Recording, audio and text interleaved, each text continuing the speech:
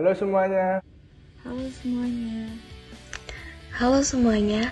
Halo semuanya. Halo, namaku Amanda Wirahata. Nama aku Davin Satria Bima Anggara. Namaku Nathaniel. Kenalkan, nama saya Dina Kristanti. Dan aku Radinka Gracia. Assalamualaikum warahmatullahi wabarakatuh. Shalom, Om Swastiastu, dan salam kebajikan bagi kita semua. Hari ini aku beserta rekan-rekan akan membawakan materi presentasi yang berjudul Proses Perkara Pidana. Akan ada banyak hal menarik yang akan dijelaskan dan yang pastinya bakalan bikin kalian penasaran. Untuk penjelasannya akan aku serahkan kepada Saudari Radinka. Untuk Radinka dipersilahkan. Baik, terima kasih Anya. Nah, sekarang pertama-tama kita akan belajar apa sih perkara pidana itu. Perkara pidana ialah suatu usaha setiap pribadi atau badan hukum yang merasa dirugikan haknya atau atas kepentingannya untuk memperoleh keadilan dan perlindungan atau kepastian hukum menurut cara-cara yang ditetapkan dalam undang-undang yang isinya menunjukkan peristiwa pidana yang disertai dengan ancaman hukuman pada penyelenggaranya. Dan selanjutnya akan dijelaskan oleh Caca. Makasih banyak Gracia. Nah, sekarang aku akan melanjutkan pembahasan mengenai apa sih pengadilan negeri itu. Jadi, pengadilan negeri atau yang biasa disingkat dengan PN adalah sebuah lembaga peradilan di lingkungan peradilan umum yang berkedudukan di ibu kota kabupaten atau kota. Sebagai pengadilan tingkat pertama, pengadilan negeri berfungsi untuk memeriksa, memutus, dan menyelesaikan perkara pidana dan perdata bagi rakyat pencari keadilan pada umumnya. Selanjutnya, giliran Davin yang akan kasih tahu kalian informasi lebih lanjut mengenai apa aja sih tahapan-tahapan pengajuan perkara pidana di pengadilan negeri. Ya, saya akan menjelaskan tentang tahapan proses pengajuan perkara pidana di pengadilan negeri. Di meja pertama yang pertama, menerima berkas perkara pidana, lengkap dengan surat dakwaannya dan surat-surat yang berhubungan dengan perkara tersebut. Berkas perkara yang dimaksud meliputi barang-barang bukti yang akan diajukan oleh jaksa penuntut umum, baik yang sudah dilampirkan dalam berkas perkara maupun yang kemudian diajukan ke depan persidangan. Barang-barang bukti tersebut didaftarkan dalam register barang bukti. Yang kedua, bagian penerimaan perkara memeriksa kelengkapan berkas. Kelengkapan dan kekurangan berkas diberitahukan kepada panitera muda pidana. Dalam hal berkas perkara yang belum lengkap, panitera muda pidana meminta kepada kejaksaan untuk melengkapi berkas tersebut sebelum diregister. Cara pendaftaran perkara pidana ada 3. Yang pertama, pendaftaran perkara pidana biasa dalam register induk. Dilaksanakan dengan mencatat nomor perkara sesuai dengan urutan dalam buku register tersebut. Yang kedua, pendaftaran perkara pidana singkat. Dilakukan setelah hakim melaksanakan sidang pertama. Yang ketiga, pendaftaran perkara tindak pidana ringan dan lalu lintas. Dilakukan setelah perkara itu diputus oleh pengadilan. Di meja pertama yang ketiga, petugas buku register harus mencatat dengan cermat dalam register terkait. Pelaksanaan tugas pada meja pertama dilakukan oleh panitera muda pidana dan berada langsung di bawah koordinasi wakil panitera. Sekarang yang meja kedua. Yang pertama, menerima pernyataan banding, kasasi, peninjauan kembali, dan gerasi atau remisi. Yang kedua, menerima dan memberikan tanda terima kasih atas yang pertama, memori banding. Memori banding adalah risalah atau tulisan yang memuat suatu penjelasan. Yang kedua, kontra memori banding.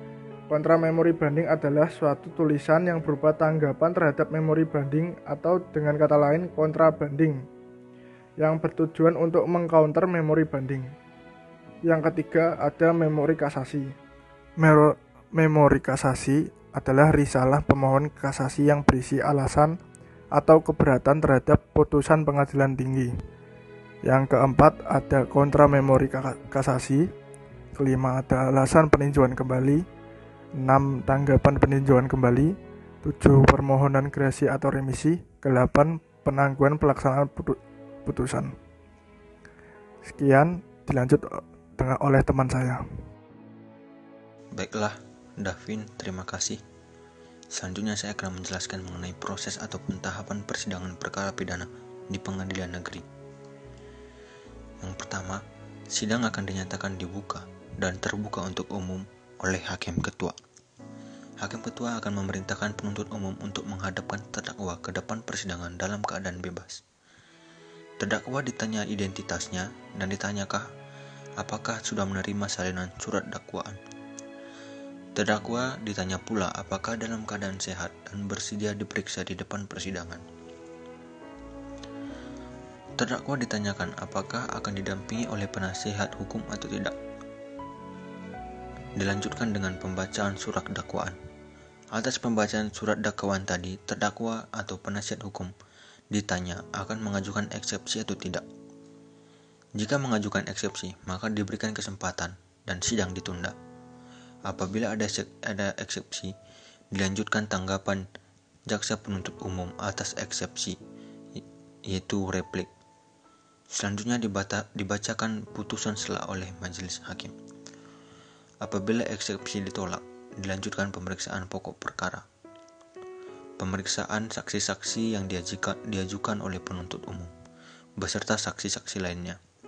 Apabila ada saksi yang meringankan juga diperiksa. Pemeriksaan terhadap terdakwa, lalu ada tuntutan atau rekuisitor, pembacaan pembelaan atau pledoi, tanggapan replik dari penuntut umum, lalu ada duplik, dan yang terakhir putusan oleh majelis hakim. Sekian dari saya. Selanjutnya akan dilanjutkan oleh rekan saya. Baik Patrick, terima kasih. Di sini saya akan menjelaskan bagaimana sih proses penyelesaian perkara pidana itu. Langkah yang pertama adalah menerima berkas dari Kejaksaan Negeri. Berikutnya, setelah dinyatakan lengkap, akan diberi nomor perkara serta diregister ke dalam buku register induk. Berikutnya, Ketua Kepanitraan Pidana membuat penetapan penunjukan majelis hakim dan menunjukkan panitera pengganti untuk diajukan ke Ketua Pengadilan Negeri. Kemudian, Kepanitraan Pidana menyerahkan berkas perkara kepada majelis hakim. Yang selanjutnya, majelis hakim atau panitera pengganti akan membuat penetapan pada hari sidang. Setelah itu, Kepanitraan Pidana menyerahkan penetapan hari sidang dan penetapan penahanan kepada penuntut umum. Kemudian, majelis hakim menetapkan hari sidang pertama dilaksanakan dalam waktu 7 hari setelah berkas perkara diterima. Dan kemudian, Kepanitraan Pidana menyerahkan petikan putusan kepada penuntut umum, danutan, serta terdakwa paling lama 3 hari kerja. Dan yang terakhir, majelis hakim dan panitera pengganti wajib menyelesaikan minutasi paling lama 14 hari setelah putusan diucapkan. Sekian dari saya, dan saya akan kembalikan kepada moderator. Terima kasih. Terima kasih Amanda. Nah, gimana teman-teman semua? Asik kan pembahasannya? Semoga setiap ilmu yang kita kasih ke kalian bisa bermanfaat untuk kalian ke depannya. Salam hangat dari kami semua. Terima kasih sudah menonton. Terima kasih. Terima kasih. Terima kasih.